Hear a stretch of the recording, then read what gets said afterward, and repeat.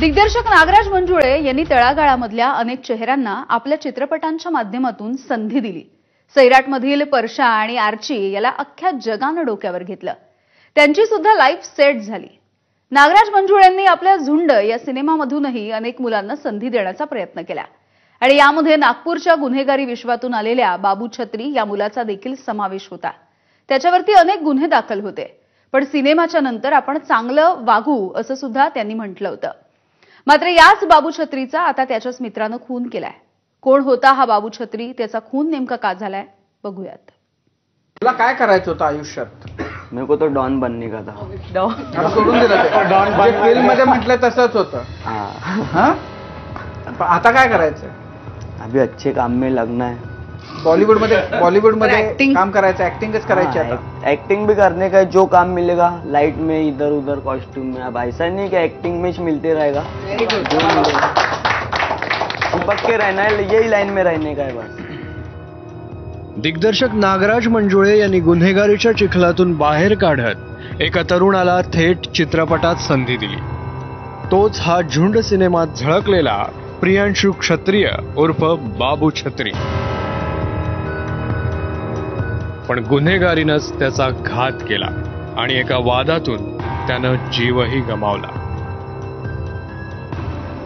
मंगळवारी रात्री प्रियांशु उर्फ बाबू आणि त्याचा मित्र ध्रुव साहू मध्ये दारूच्या नशेत वाद झाला आणि याच वादातून ध्रुव साहूनं बाबूवर चाकू आणि दगडानं वार केले।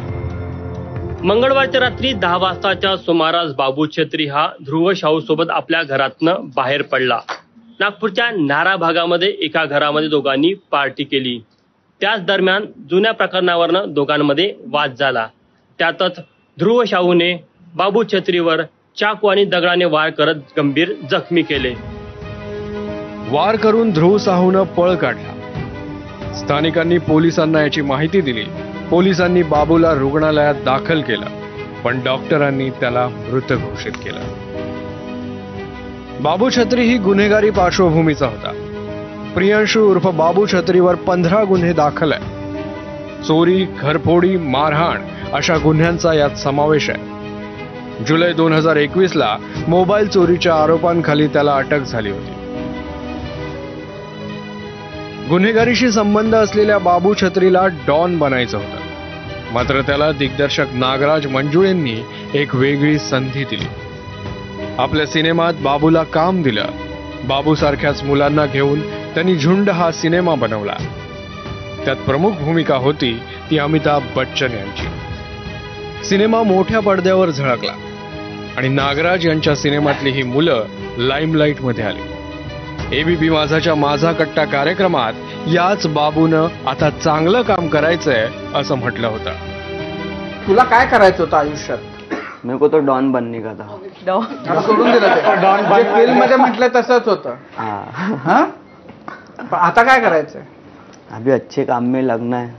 बॉलीवुड मध्ये काम करायचं, ऍक्टिंगच करायची आता। एक्टिंग भी करने का है, जो काम मिलेगा लाइट में इधर उधर कॉस्ट्यूम में। अब ऐसा नहीं कि एक्टिंग में ही मिलते रहेगा, चिपक के रहना है, यही लाइन में रहने का है बस। पण बाबू त्या सगळ्यातून कधी बाहेर आलाच नाही आणि आज थेट त्याच्या हत्येचीच बातमी आली। तुषार कोहळे, एबीपी माझा, नागपूर।